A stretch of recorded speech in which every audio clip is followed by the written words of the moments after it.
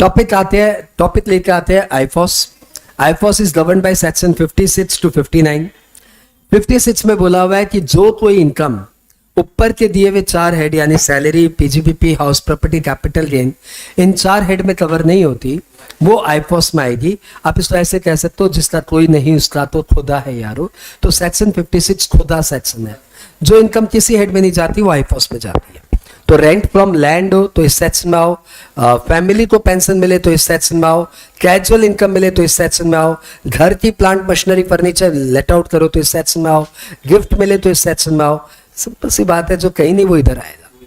Majorly इसमें interest, dividend, ये सब इनकम ज्यादा आती है। सेक्शन 57 में दिया हुआ है, 56, 57, 58, 59। तो 57 में दिया हुआ है कि आईफॉस में सारे खर्चे आपके अलाउड हो जाएंगे नॉर्मल। जो पीजीबीपी में आपने पढ़ा था ना, section 30 to 38, expenditure allowed, expenditure allowed, expenditure allowed, वो एज इट इज आप आईफॉस में अप्लाई कर दो। जैसे पीजीबीपी में आपने क्या पढ़ा कि कोई भी 10,000 से ऊपर का कैश पेमेंट हुआ तो डिज अलाउड, तो यहाँ पे भी डिज अलाउड। वहां पे आपने क्या पढ़ा, कोई भी payment to non resident without TDS disallowed, तो यहाँ पे भी डिज अलाउड। वहां पे आपने क्या पढ़ा, करेंट रिपेयर इज अलाउड, यहाँ पे भी अलाउड। वहां पे आपने क्या पढ़ा, इनकम टैक्स डिज अलाउड, तो यहाँ पे भी डिज अलाउड। तो जो आपने पीजीबीपी में अलाउड और डिज अलाउड प्रोविजन सीखा ना, वही यहाँ पे 57 और 58 में है, ये अलाउड और ये डिज अलाउड। दो अलग अलग बातें हैं। 57 में फैमिली पेंशन में स्टैंडर्ड डिडक्शन की प्रोविजन डाली हुई है, जिसमें 57 में 1/3 of the pension of 15,000 which is lower, जो अपने बाद में करेंगे। और 58 में बोला हुआ है कि कैजुअल इनकम से कोई खर्चा अलाउड नहीं होगा। मतलब जो पीजीबीपी में सीखा वो as it is allowed, disallowed यहां पे भी अप्लाई करना है। बस एक बात और ध्यान रखना है कि कैजुअल इनकम से कोई खर्चा अलाउड नहीं होगा और फैमिली पेंशन में स्टैंडर्ड डिडक्शन और मिलता है। ठीक है। यहां पे भी आपको दोबारा बोल दूं कि 10,000 से ऊपर का cash payment disallowed, excess payment to related person disallowed, income tax disallowed, payment to resident without TDS 30% disallowed, payment to non resident without TDS 100% disallowed, सारे यहीं पे एप्लीकेबल है। Section 59 में दिया हुआ है कि जो एक्सपेंडिचर पहले अलाउड हो गए वो यदि अभी रिकवर हो जाए, वेव हो जाए, डिस्काउंटेड हो जाए, तो वो इस साल की इनकम मान ली जाएगी। तो जो पीजीबीपी में सेक्शन 41 था वो यहाँ पे सेक्शन 59 है। ये अलग बात है कि पीजीबीपी में तो हम लोग घोट घोट के करते हैं और आईफॉस में ये करते ही नहीं है। बच्चों को पता ही नहीं है कि 57, 58, 59 में क्या दिया हुआ है, लिटरली ये दिया हुआ है। तो एग्जाम्स में नहीं पूछता, इसलिए हम लोग भी ज्यादा जोर नहीं लाते, लेकिन कॉन्सेप्ट एकदम क्लियर है। 56 में क्या है, कौन कौन से इनकम टैक्सेबल होगी, 57 में क्या है, कौन कौन से एक्सपेंडिचर अलाउड होंगे, 58 में क्या है, कौन कौन से एक्सपेंडिचर डिज अलाउड है, और 59 में क्या है कि डीम्ड इनकम। यहां पे भी एज इट इज वही बात है कि income from other sources shall be taxable on cash basis और ड्यू बेसिस, कैश बेसिस और accrual basis, depending upon method of accountancy regularly followed. यानी पीजीबीपी का रिड्यूस वर्जन है आईफॉस, हूबहू प्रोविजंस अप्लाई होते हैं। लेकिन फिर भी आईफॉस में कुछ छोटी छोटी बातें जो अलग से बतानी पड़ती है, जो पीजीबीपी के थ्रू नहीं हो पाती। जैसे फैमिली पेंशन, यदि किसी एम्प्लॉय की डेथ के बाद उसकी फैमिली को उसके बिहाफ में पेंशन मिलती है, तो वो पेंशन एम्प्लॉय के वो पेंशन रेसिपिएंट के हाथ में टैक्सेबल है। इस पेंशन से आपको एक स्टैंडर्ड डिडक्शंस मिलता है, बिन minimum of 2, 1/3 of the pension of 15,000, minimum of 2। Casual income, 5 बातें ध्यान रखना। Casual income includes lottery, betting, gambling, crossword puzzle, team 11, ये सब, या विनिंग फ्रॉम हॉर्स रेसेस, ये सब कैजुअल इनकम है। और इन पे 30% फ्लैट टैक्स लगता है। इसमें कोई एक्सपेंडिचर अलाउ नहीं होता, इसमें कोई चैप्टर 6A का डिडक्शंस अलाउ नहीं होता, इसमें कोई एग्जेम्प्टेड सीलिंग नहीं मिलती, इसका लॉस कैरी फॉरवर्ड, इसमें कोई लॉस ही नहीं होता तो क्या कैरी फॉरवर्ड होगा, इससे कोई दूसरा लॉस सेट ऑफ नहीं होता। सेक्शन 70, 71 इससे कोई लॉस सेट ऑफ नहीं होता। ठीक है। सेक्शन 58 इसमें कोई एक्सपेंडिचर अलाउड नहीं होता। सेक्शन 115 बीबीए, इसमें 30% टैक्स लगेगा, बीबीए नहीं है, सेक्शन 115, इसमें 30% टैक्स लगेगा, इसमें एक्सपेंडिचर अलाउड नहीं होगा, बोल दिया। और इंक्लूड सारी बातें क्लियर, मतलब एग्जेम्प्टेड सीलिंग नहीं मिलेगी, डिडक्शंस नहीं मिलेगा, एक्सपेंडिचर अलाउड नहीं होगा, लॉसेस अलाउड नहीं होगा। सीधी सी बात है, इनकम आते 30% टैक्स लगेगा, सीधी सी बात। इसमें एक बात और ध्यान रखना, ग्रॉसिंग अप, यदि आपको कोई सम में लॉटरी रिसीव्ड दिया हुआ है तो ध्यान रखना इस लॉटरी पे तो 194B और 194BB में 30% टीडीएस कटा हुआ है। तो ये तो लॉटरी रिसीव्ड है, मतलब टीडीएस के बाद वाला अमाउंट है, तो फिर ये तो 70% है, आपको इसको 100% करना पड़ेगा। यानी lottery receive divided by 70% equal to lottery income. और यदि वो बंदा नॉन रेसिडेंट है तो आपको पता है नॉन रेसिडेंट पे तो TDS rate 30% plus surcharge plus cess. तो सपोज यदि आपको 4 लाख की लॉटरी रिसीव्ड दिया हुआ है तो ऑब्वियसली यहाँ पे टीडीएस रेट 30 नहीं है, 31.2% है ना। 31.2% टीडीएस कटा है तो 68.8 मिला है। तो lottery receive divided by 68.8% equal to lottery income in case of non resident. बात क्लियर? कॉमन सेंस लगाना भाई। कंपोजिट रेंट, यदि आपको कोई प्रॉपर्टी आपने फर्नीचर प्लांट मशीनरी खाने पीने के साथ लेट आउट किया है, the best example paying guest. आपको क्या मिलता है पेइंग गेस्ट में? हम आपसे 15,000 रुपया भाड़ा लेते हैं, बदले में आपको देते हैं रूम, एसी मशीन, इलेक्ट्रिसिटी, कपड़े धुलाई, खाना पीना, फर्नीचर, बेड और एक छोटा सा रेफ्रिजरेटर जिसमें आप छोटी छोटी वो दारू की बॉटल रखते हो, वो सब हम आपको देते हैं। तो इन सब के बदले में हमें क्या मिला है? Composite rent. तो इस रेंट को हाउस प्रॉपर्टी रेंट बोले कि मशीनरी रेंट बोले, तो लॉ बोलता है कुछ मत बोलो, आईफॉस में डाल लो। यदि आपका रेंट स्प्लिट है कि हाउस प्रॉपर्टी का रेंट इतना, प्लांट मशीनरी फर्नीचर खाने पीने का इतना, तब तो ठीक है, हाउस प्रॉपर्टी वाला इनकम फ्रॉम हाउस प्रॉपर्टी में, प्लांट मशीनरी फर्नीचर खाने पीने का charges income from other sources में। लेकिन यदि रेंट कंपोजिट और स्प्लिट नहीं हो सकता तो भैया फिर पूरा का पूरा इनकम फ्रॉम अदर सोर्सेज में डाल दो और सारे खर्चे अलाउ करके नॉर्मली इनकम निकाल लो। लेकिन यदि ये काम आप लार्ज स्केल पे कर रहे हो, रेकरिंग बेसिस पे कर रहे हो, तो फिर ये आपकी पीजीबीपी हेड में जाएगा, ना कि आईफॉस हेड में जाएगा। प्लांट मशीनरी फर्नीचर भाड़े पे देते हो तो पहले पूछूंगा कौन सी plant machinery furniture.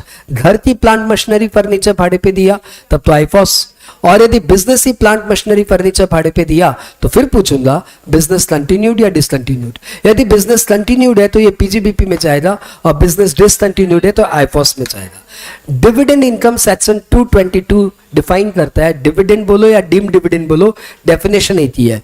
222A, any release of asset, dividend includes, dim dividend includes any release of asset by company among equity shareholder or preference shareholder to the extent of accumulated profit shall be treated as dividend. 222B, any bonus debenture or bonus deposit given by company to its shareholder to the extent of accumulated profit, it shall be treated as dividend. 222C, any release of asset by company at the time of its liquidation among equity shareholder to the extent of accumulated profit shall be treated as dividend. 222D, any release of asset by company at the time of reduction of equity capital among equity shareholder to the extent of accumulated profit shall be treated as dividend.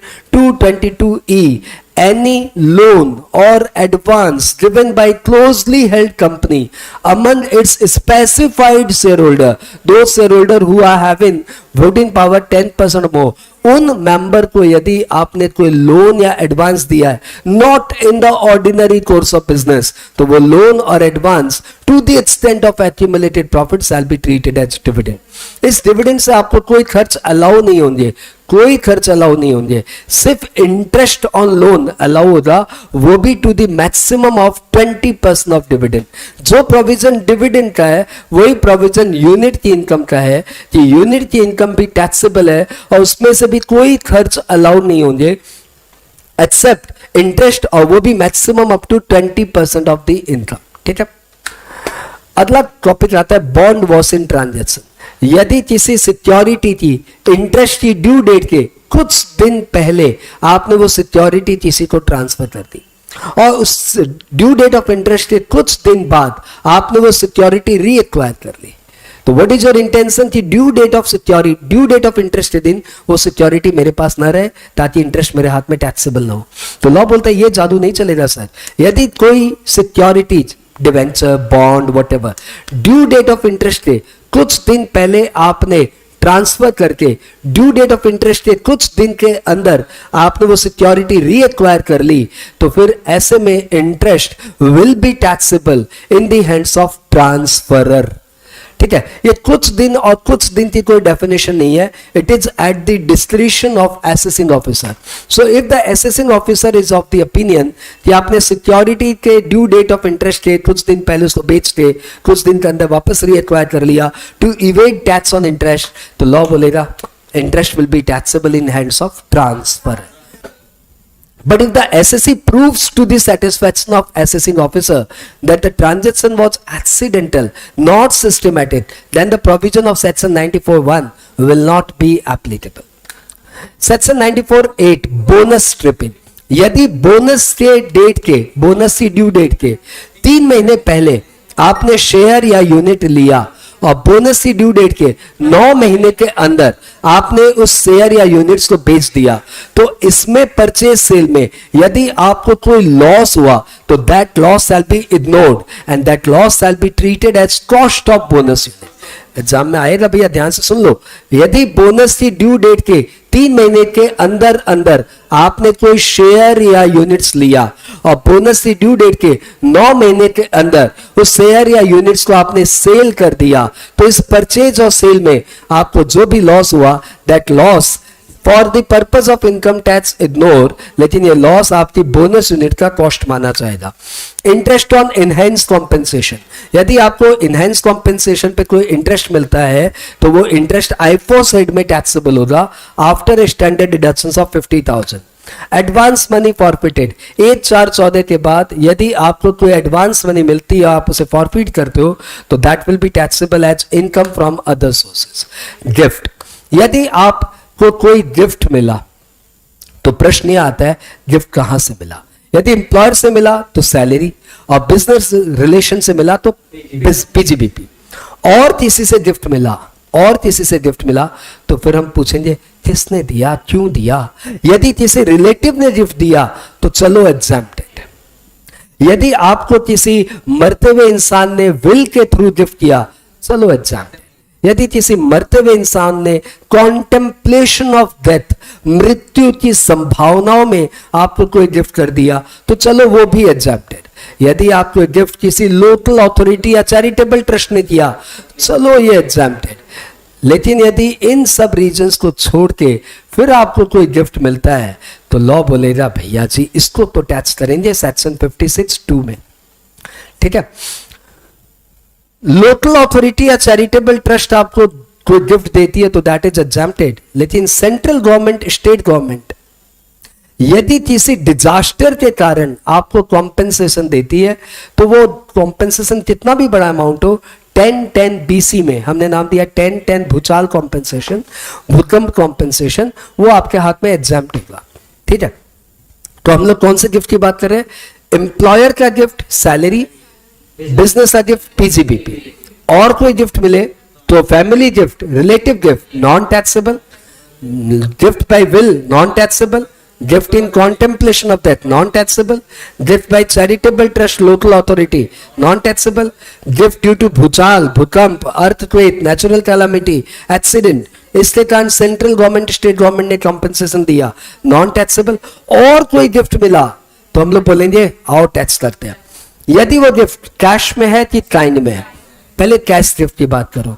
Cash gift in aggregate 50,000 तक है तो non taxable, 50,000 से ऊपर है तो पूरा का पूरा टैक्सेबल. यानी 50,000 का gift not a taxable income, 51,000 का गिफ्ट पूरा 51,000 income. Cash gift in aggregate, मामा से 51,000 का गिफ्ट आपको किसी भी दोस्त से मिले, इसने 6,000, इसने 9,000, उसने 5,000, इसने 8,000, सब मिला के यदि आपको साल में 51,000 से ऊपर का गिफ्ट मिल गया अलग अलग सोर्सेज से, तब भी इन एग्रीगेट 50,000 तक एग्जम्प्टेड, 50,000 से ऊपर होते टैक्सेबल. कैश गिफ्ट के बाद आते हैं काइंड गिफ्ट. काइंड गिफ्ट को दो भाग में डिवाइड करिए, movable property, immovable property. Immovable property hold करो. मूवेबल प्रॉपर्टी में 4 तरह के gift, jewellery, artistic work, shares and securities, और नया नया क्रिप्टो करेंसी. हाँ, jewellery, artistic work, shares and securities और क्रिप्टो करेंसी का यदि आपको गिफ्ट मिलता है तो 50,000 का gift in aggregate from all sources together exempted. 50,000 से ऊपर का मिला तो पूरा का पूरा टैक्सेबल. ठीक है। और यदि इसमें डीम्ड गिफ्ट का भी कॉन्सेप्ट है कि कोई ज्वेलरी आपने सस्ते में खरीद ली, यानी उस ज्वेलरी की कीमत है 4 लाख, आपको मिल गई 2,40,000 में, तो लॉ बोलेगा ये कैसे हुआ, मार्केट वैल्यू 4 लाख आपको मिला 2,40 में, 1,60,000 आपके हाथ में डीम्ड गिफ्ट। ध्यान रखना डीम्ड गिफ्ट भी 50,000 तक इन एग्रीगेट एग्जम्प्टेड, लेकिन 50,000 से ऊपर मिला तो टैक्सेबल, यानी 2,40,000 की सामान यदि आपको 2,20 में मिल जाए तो 20,000 का डीम्ड गिफ्ट एग्जम्प्टेड है, क्योंकि 50,000 तक इन एग्रीगेट एग्जम्प्टेड है, उसके बाद टैक्सेबल होगा। ध्यान रखना jewellery, artistic work, shares and securities and crypto currency, बस ये 4 वाले गिफ्ट टैक्सेबल है। बात यदि आपको कोई मोबाइल गिफ्ट करे, कार गिफ्ट करे, लैपटॉप गिफ्ट करे, तो ये तो यूं ही एग्जम्प्टेड है, भले वो अमाउंट, मतलब कार मिला 70 लाख की आपको, BMW आपकी गर्लफ्रेंड ने आपको गिफ्ट की, तो वो एग्जम्प्टेड है, वो तो ऐसे ही गिफ्ट एग्जम्प्टेड है। चलो आगे की बात करें कौन सा, इमूवेबल प्रॉपर्टी। इमूवेबल प्रॉपर्टी में भी 2 गिफ्ट है, pure gift and deemed gift. यदि आपको कोई भी इमूवेबल प्रॉपर्टी इंडिविजुअली यदि उसकी वैल्यू 50,000 से ऊपर है तो वो टैक्सेबल होगा, और यदि इंडिविजुअली उसकी वैल्यू 50,000 के अंदर है तो नॉन टैक्सेबल। डीम्ड गिफ्ट, यदि कोई भी प्रॉपर्टी आप स्टैंप ड्यूटी वैल्यू से कम में लेते हो तो जितना आपको कम में मिला that will be your deemed gift। Suppose हमने एक प्रॉपर्टी खरीदी 70 लाख में, उसकी स्टैंप ड्यूटी वैल्यू है 90 लाख, लेकिन हमें मिल गई 70 लाख में, तो लॉ बोलेगा भैया जी आपका 20 लाख का डीम्ड गिफ्ट है। इस रिगार्ड में ध्यान रखना, यदि stamp duty value is up to 110% of the actual sale consideration, then the stamp duty value shall be ignored. Stamp duty value up to 110% of actual sale consideration, then the stamp duty value shall be ignored. Stamp duty value कौन से दिन की देखोगे, agreement to cell के दिन या transfer deed के दिन, तो भैया एग्रीमेंट टू सेल के दिन यदि थोड़ा भी पेमेंट आपने अकाउंट पे चेक, अकाउंट पे ड्राफ्ट या इलेक्ट्रॉनिक क्लियरिंग सिस्टम या नोटिफाइड मोड से पेमेंट किया तो एग्रीमेंट टू सेल के दिन की स्टैंप ड्यूटी वैल्यू देखेंगे। लेकिन यदि एग्रीमेंट टू सेल के दिन पूरा पेमेंट कैश में हुआ तो रजिस्ट्री, जिस दिन रजिस्ट्री हुआ उस दिन की वैल्यू स्टैंप ड्यूटी वैल्यू देखेंगे। यहां तक क्लियर। यदि 110% तक स्टैंप ड्यूटी वैल्यू तो स्टैंप ड्यूटी वैल्यू इग्नोर्ड, लेकिन 110% से ज्यादा की स्टैंप ड्यूटी वैल्यू है और स्टैंप ड्यूटी वैल्यू और एक्चुअल सेल कंसिडरेशन में 50,000 से ऊपर का अमाउंट है तो भैया वो टैक्सेबल अमाउंट हो जाएगा। ये था क्या, डीम्ड गिफ्ट। गिफ्ट के दिमाग में ध्यान रखना कि नॉन रेसिडेंट को भी कोई गिफ्ट मिलता है तो नॉन रेसिडेंट, जैसे मैं हूं नॉन रेसिडेंट और मैं बैठा हूं अमेरिका में, आप मेरे स्टूडेंट, आप बैठे हो इंडिया में, आपने बर्थडे के दिन एक एक बच्चे ने मुझे 2-2 हजार रुपया भिजवा दिए, ठीक है, और मेरे पास अमेरिका में बैठे बैठे उस दिन कोई 50-1 लाख रुपया आ गया, तो इंडिया वाले बोलेंगे मुंद्रा जी टैक्स तो। मैंने बोला भैया क्यों, बोला आपको 50 लाख का गिफ्ट मिला। मैंने बोला अमेरिका में मिला, आप इंडिया वाले क्यों आ रहे हो, it is earned and receive outside India. तो लॉ बोलेगा कि नॉन रेसिडेंट को कोई गिफ्ट मिला तो टैक्सेबल होगा even the gift is earned and received outside India, ये प्ली नहीं चलेगा। बात क्लियर। क्लोजली हेल्ड कंपनी अपने शेयर्स को प्रीमियम पे बेचती है, वापस से बोलूं, क्लोजली हेल्ड कंपनी अपने शेयर्स को प्रीमियम पे बेचती है और जितने में बेच रही है वो उसकी फेयर मार्केट वैल्यू से ज्यादा है। मतलब एक क्लोजली हेल्ड कंपनी है, उसकी शेयर की कीमत मोटा मोटी होनी चाहिए 10 रुपए या 12 रुपए या 15 रुपए और वो शेयर बेच रही है 40 रुपए में, तो लॉ बोलेगा आप तो अपने शेयर को प्रीमियम पे बेच रहे हो और वो भी more than your market value. खरीद कौन रहा है, खरीद रहे खरीदने वाले। बोला अच्छा आपको गिफ्ट मिल रहा है, आपकी फेयर मार्केट वैल्यू और इश्यू प्राइस में जो डिफरेंस है that will be treated as your gift.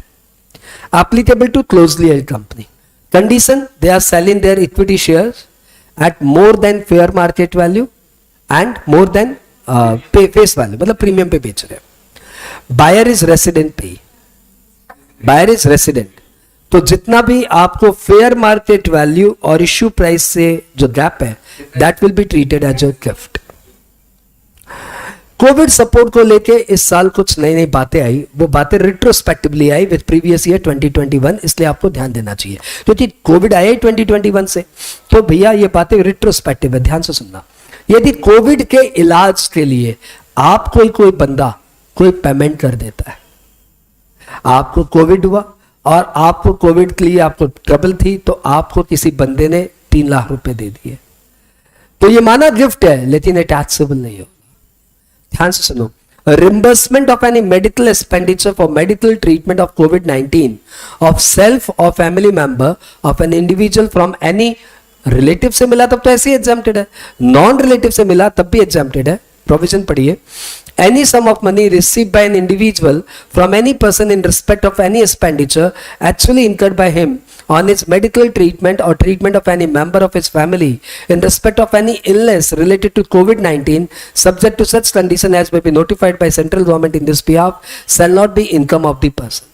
Condition वही रहेगी कि आपके पास कोविड का वो सर्टिफिकेट होना चाहिए, आपके पास कोविड की रिपोर्ट होनी चाहिए, फलाना ठिकाना, मेडिकल एक्सपेंडिचर के प्रूफ होने चाहिए, वो प्रूफ दिखा दीजिए. इससे ट्रीटमेंट के लिए आपको जितना भी पैसा किसी ने भी दिया नॉन टैक्स. और कोविड में यदि किसी बंदे की डेथ हो गई और डेथ पे उसके एम्प्लॉयर ने उसे कोई भी कॉम्पेंसेशन दे दिया या नॉन एम्प्लॉयर ने भी उसे कोई भी कॉम्पेंसेशन दे दिया अप टू 10 लाख, उसको तो क्या दे दिया, वो तो चला गया, उसकी फैमिली मेंबर को दे दिया, तो ये compensation non tax. Provided death के 6 महीने के अंदर ये पैसा आया है, डेथ सर्टिफिकेट होना चाहिए, कोविड-19 का सर्टिफिकेट होना चाहिए, ये पता होना चाहिए कि death is due to Covid, तो ये प्रोविजन एक्टिवेट हो जाएगा. ध्यान से सुनना. Receipt of ex gratia payment, actual medical expenditure is irrelevant. पहले में क्या था, मेडिकल एक्सपेंडिचर रिम्बर्समेंट, इसमें मेडिकल एक्सपेंडिचर से कोई मतलब नहीं है. Ex gratia payment by the family member of the deceased individual who died due to COVID. Any sum of money received by a member of the family of a deceased person from the employer of the deceased person without limit or from any other person to the extent of 10 lakh. To the extent of 10 lakh मतलब सब मिला के gift आपके हाथ में 10 लाख का आना चाहिए. डेथ हुई तो उसने 4 लाख दे दिया, उसने 4 लाख दे दिया, उसने 4 लाख दे दिया, तो सब मिला के 10 लाख. यहां तक यदि आपको पेमेंट मिला, एम्प्लॉयर में तो 10 लाख की लिमिट नहीं है, अदर देन एम्प्लॉयर में 10 लाख की लिमिट है. फिर से बोलूं, धीरे बोलूं, कि कोई भी बंदे की डेथ हुई उसके रिलेटिव को, रिलेटिव की डेफिनेशन 2 मिनट में बता दूंगा, रिलेटिव को क्या मिला, नहीं गिफ्ट नहीं मिला, एक्स ग्रेशिया पेमेंट मिला, मतलब एवं ही पेमेंट कर दिया, आप उसको गिफ्ट भी बोल सकते हो, एवं ही पेमेंट कर दिया, पेमेंट विदाउट कंसिडरेशन. वो पेमेंट किससे मिला, एम्प्लॉयर से मिला, जितना भी मिले, 40 लाख 50 लाख कितना भी मिले, 4 करोड़ 5 करोड़ कितना भी मिले. नॉन एम्प्लॉयर से मिला 10 लाख तक, रिलेटिव से मिला कितना भी मिले, रिलेटिव का गिफ्ट ऐसे भी एग्जम्प्टेड होता है. तो यदि किसी बंदे की डेथ पे उसके रिलेटिव्स को एक्स ग्रेशिया पेमेंट मिले तो वो पेमेंट एग्जम्प्ट माना जाएगा. बस आपको कंडीशन सेटिस्फाई करनी पड़ेगी. Amount is receive within 12 months from the date of death. मैंने 6 मंथ बोला था, 12 मंथ है, ठीक है. और है कि कोविड के कारण डेथ होनी चाहिए, डेथ सर्टिफिकेट आपके पास होनी चाहिए, फलाना. अब यहां पे रिलेटिव मतलब देखो, spouse and children, parents and brother sister of the individual who are wholly और mainly dependent upon the individual. Gift की रिलेटिव की डेफिनेशन बहुत बड़ी थी. गिफ्ट की डेफिनेशन आपने जो 56(2) में गिफ्ट की डेफिनेशन पढ़ी, उसमें तो चाचा ताऊ, मामा बाबा, जीजा जीजी, मासी मासा, मामा मामी, चाचा चाची सब कवर्ड थे. ये वो नहीं है. इसमें सिर्फ स्पाउस या चिल्ड्रन को मिले या डिपेंडेंट ब्रदर सिस्टर या डिपेंडेंट पेरेंट्स को मिले तो वो पेमेंट एग्जम्प्टेड माना जाएगा. ठीक है. अच्छा, एक बार 56(2) में गिफ्ट में रिलेटिव की डेफिनेशन क्या थी वो भी बोल देते हैं. Spouse, lineal ascendant descendant of the spouse, lineal ascendant descendant of the spouse, lineal ascendant descendant of the assessee.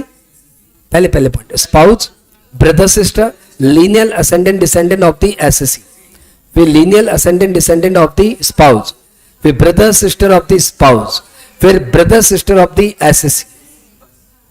हाँ नहीं, एक और है यार, पेरेंट्स से ब्रदर सिस्टर, और फिर इनमें से किसी के भी स्पाउस. जैसे पेरेंट्स से ब्रदर मतलब चाचा रिलेटिव है तो चाची भी रिलेटिव है. मेरे ब्रदर सिस्टर भाई रिलेटिव है तो भाभी भी रिलेटिव है. मेरे ब्रदर सिस्टर जीजी रिलेटिव है तो जीजा भी रिलेटिव है.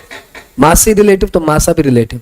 ये सारे रिलेटिव माने जाएंगे. इनसे गिफ्ट मिला तो कितने भी रुपए का गिफ्ट मिला, कोई भी ज्वेलरी गिफ्ट मिली, सब के सब एग्जम्प्टेड माने जाएंगे. इनको छोड़ के किसी से गिफ्ट मिला तो गिफ्ट प्रोविजन एक्टिवेट होता है. कोविड वाला पॉइंट आप ध्यान रखना, दोबारा बोल दूं, कोविड के इलाज के लिए आपको कोई कॉम्पेंसेशन मिला तो वो एग्जाम्प्टेड। कोविड के कारण डेथ के बाद रिलेटिव को एम्प्लॉयर ने कितना भी अमाउंट दे दिया एग्जाम्प्टेड, और नॉन एम्प्लॉयर ने 10 लाख तक का अमाउंट दिया है तो भी एग्जाम्प्टेड। आईफॉस यहां तक करने के बाद फिनिश होता है, ठीक है।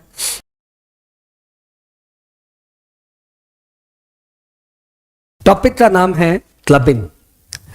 क्लबिंग में सेक्शन 60, क्लबिंग का इंट्रो आप सबको पता है कि नॉर्मली अपनी इनकम पे मुझे खुद को टैक्स देना है, but there are certain cases जिसमें आप इनकम अर्न कर रहे हो लेकिन टैक्स कोई और दे रहा है। यानी दूसरी भाषा में बोले तो assessees paying tax for income of others. तीसरी भाषा में बोले तो एसएससी के हाथ में दूसरे की इनकम क्लब हो गई और वो उस पर टैक्स दे रहा है। ऐसे इनकम टैक्स में कई इंसिडेंसेज है, एक एक करके सेक्शंस में बता रहा हूं। पहला सेक्शन है सेक्शन 60। इसमें बोला हुआ है if a person transfer his income without transferring income generating asset. क्या किया बंदे ने इनकम ट्रांसफर किया लेकिन इनकम जनरेटिंग एसेट को ट्रांसफर नहीं किया, तो लॉ बोलेगा ये नहीं चलेगा। The transferred income will be clubbed in the hands of transferor. यानी आपने अपनी गोवा वाली प्रॉपर्टी अपने बहन को नहीं दी, बल्कि ये बोला कि हे बहना, इस गोवा वाली प्रॉपर्टी से जितनी इनकम सब तेरी। तो लॉ बोलेगा अरे इनकम दे रहा है, इससे अच्छा प्रॉपर्टी दे दे। नहीं, प्रॉपर्टी नहीं दूंगा। In that case the income so transferred without transferring income generating asset, then income shall be clubbed in the hands of transferor. अगला सेक्शन है सेक्शन 61, 62, 63। इन तीनों सेक्शंस को मिला के ये पॉइंट बनता है कि where a person transfer his asset to another. 60 में क्या हुआ था, बंदे ने अपनी प्रॉपर्टी नहीं दी थी। 61 में बंदा अपनी प्रॉपर्टी दे रहा है। Where a person transfer his asset to another but under a revocable clause, then income from such asset shall be clubbed in the hands of transferor. प्रश्न आता है what is revocable clause? तो revocable clause means where the transferor has directly or indirectly any right over the property or part of the property, over the income or part of the income, then income from such property shall be treated as under a revocable clause and will be clubbed in the hands of transferor. मैंने क्या बोला, मैंने बोला यदि कोई बंदा अपनी property transfer करता है लेकिन उसमें डायरेक्टली और इनडायरेक्टली एक क्लॉज डाल के रखा है कि वो प्रॉपर्टी वापस उसके पास आ जाएगी, या पार्ट ऑफ द प्रॉपर्टी वापस आ जाएगी, या इनकम उसको मिल जाएगी, या पार्ट ऑफ द इनकम मिल जाएगी, तो लोग बोला ये क्या है, देना है तो एब्सोल्यूट दो ना। यदि आप रिवोकेबल क्लॉज में देंगे तो ये हम देना नहीं मानेंगे। Income will be clubbed in the hands of transferor. However यदि आप किसी को प्रॉपर्टी लाइफ टाइम बेनिफिट के लिए दे दो, if a transferor transfer the property for the life time benefit of the transferee, आपने अपनी गोवा वाली प्रॉपर्टी बहन को दी और कहा बहना जब तक जिंदा रहना यहीं रहना, तो भैया this income will not be club. ये 61 के दायरे में नहीं आएगा। 64 1 2 61 60 हो जाए, 61 2 3 हो जाए, 64 में आ जाए। 64 1 2 remuneration to spouse from a concern in which individual has substantial interest and the spouse derives the remuneration without technical or professional qualification, then the remuneration shall be clubbed in the hands of transferor.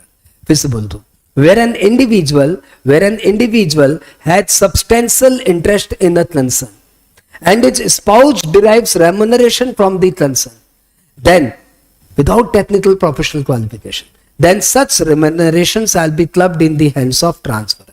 Where an individual has substantial interest in a concern, his spouse derives remuneration without technical or professional qualification, remuneration shall be clubbed in the hands of transferor. Where both husband and wife are having substantial interest in the concern. What is substantial interest? Substantial interest मतलब जब आपका किसी property में 20% और more voting power है, आपका किसी property में 20% और मोर वोटिंग पावर है टुगेदर विथ रिलेटिव, 20% और मोर वोटिंग पावर है, 20% और मोर शेयर ऑफ प्रॉफिट है, टुगेदर विथ रिलेटिव, तो इसको बोलेंगे सब्सटेंशियल इंटरेस्ट. तो वे both husband and wife are having substantial interest in the concern and both are deriving remuneration without technical or professional qualification, then remuneration shall be clubbed in the hands of the person whose other income is higher. लेकिन एक बार जिसके साथ clubbing हो गई उसके साथ clubbing continue चलता रहेगा. 6414, जब कोई इंडिविजुअल अपनी एसेट को स्पाउस को देता है without adequate consideration, when an individual transfer his property other than house property to his spouse without adequate consideration, then income from such property shall be clubbed in the hands of transferor. Income from such property shall be clubbed in the hands of transferor. ठीक है. House property दिया तो section 27 deemed owner income from house property वाला section लग जाएगा.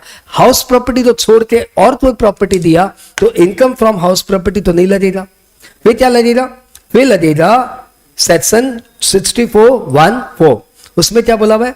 House property को छोड़ के आप और कोई प्रॉपर्टी दिए without adequate consideration to spouse, then income from such property shall be clubbed in the hands of transferor. Income on income will not be clubbed. Asset need not to remain in its original form. Income from pin money will not be clubbed. Income from stri dhan, yani household saving of the family, will not be clubbed. Income if the individual transferred his property to spouse and spouse invested the asset into a partnership business, then उस partnership business से spouse को जो salary मिली, commission मिला, brokerage मिला, ये clubbing नहीं होगा. इंटरेस्ट ऑन कैपिटल मिला, ये क्लबिंग हो जाएगा. और शेयर ऑफ प्रॉफिट मिला, ये क्लबिंग नहीं होगा क्योंकि शेयर ऑफ प्रॉफिट तो एग्जाम्प्ट होता है.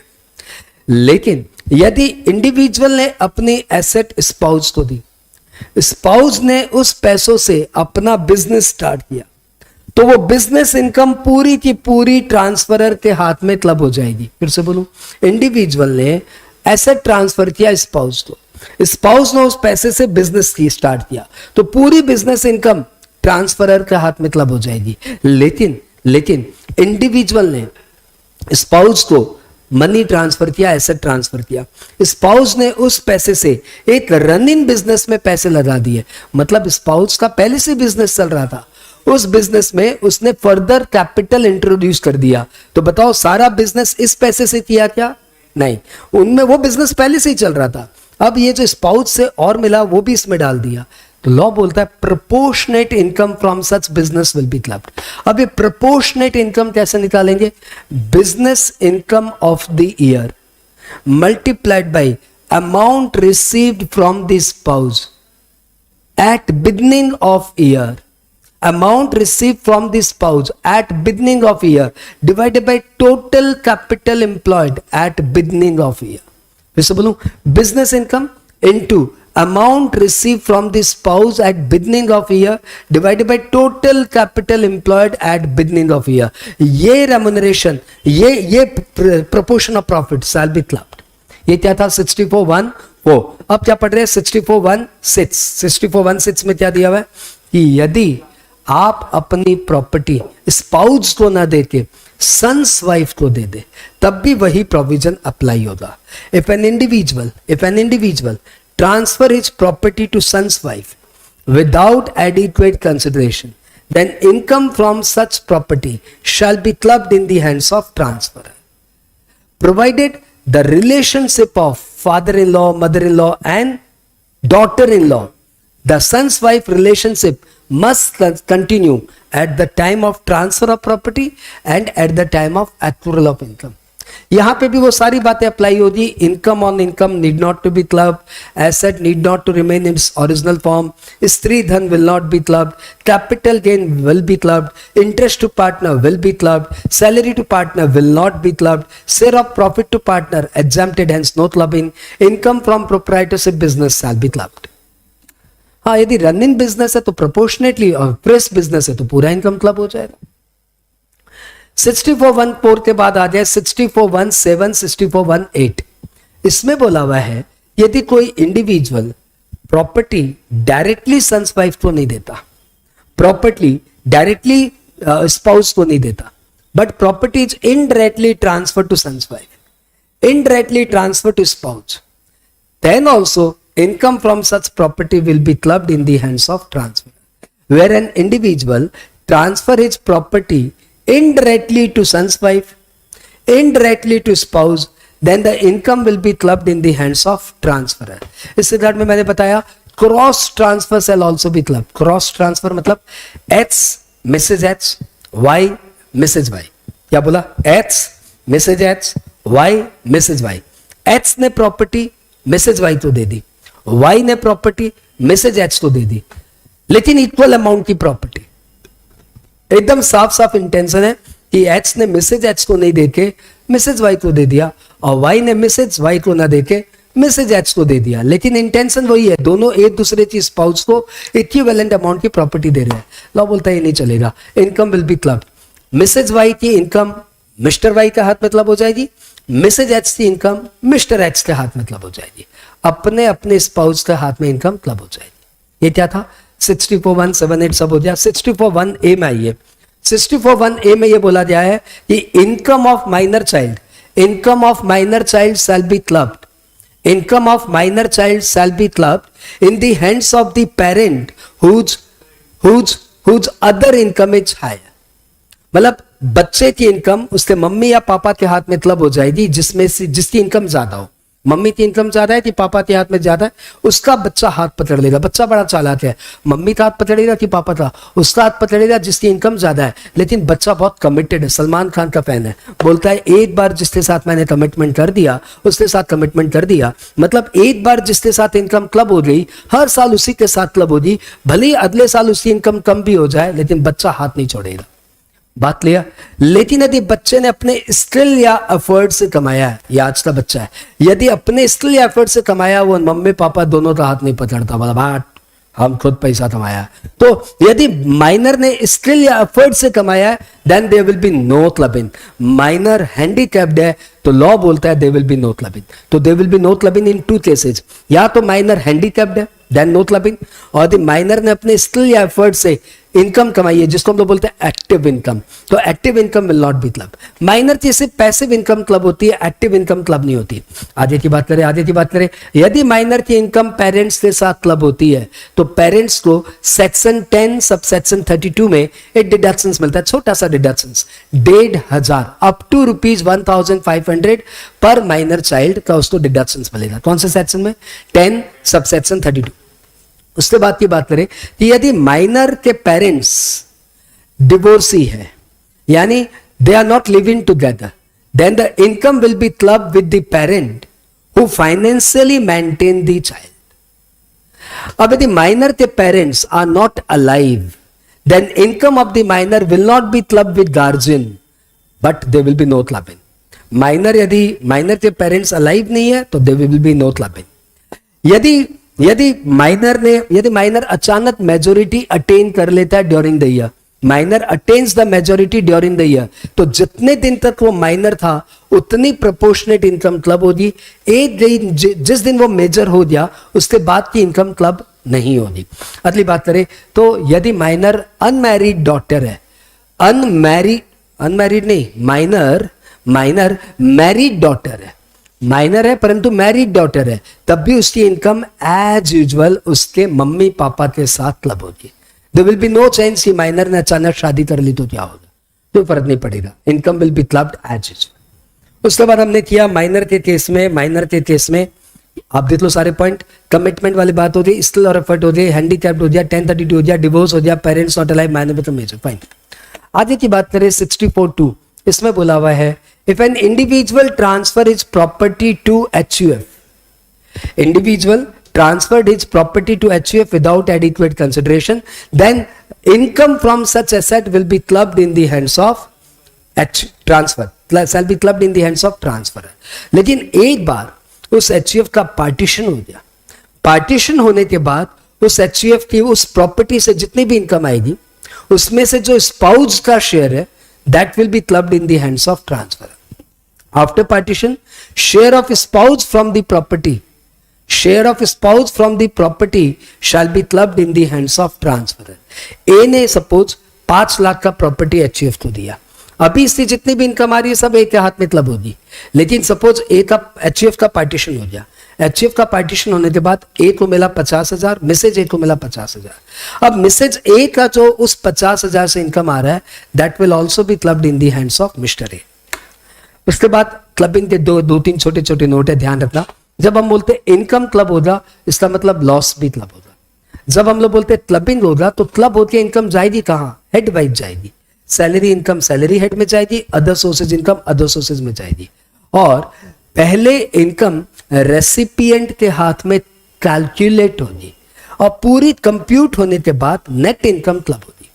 यानी सपोज स्पाउस की सैलरी हमें क्लब करनी है तो पहले स्पाउस की सैलरी का कंप्यूटेशन स्पाउस के हाथ में होगा, उसको स्टैंडर्ड डिडक्शंस मिलेगा, उसे चिल्ड्रन एजुकेशन अलाउंस मिलेगा, हाउस रेंट अलाउंस मिलेगा।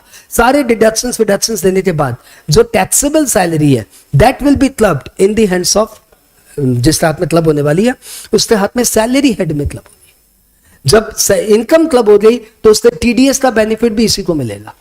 सपोज इंटरेस्ट इनकम क्लब हुई तो इनकम क्लब हो गई तो टीडीएस का बेनिफिट इसी को मिलेगा। सारी बातें क्लियर? इस छोटे से नोटिंग के साथ आपका clubbing income clubbing chapter over.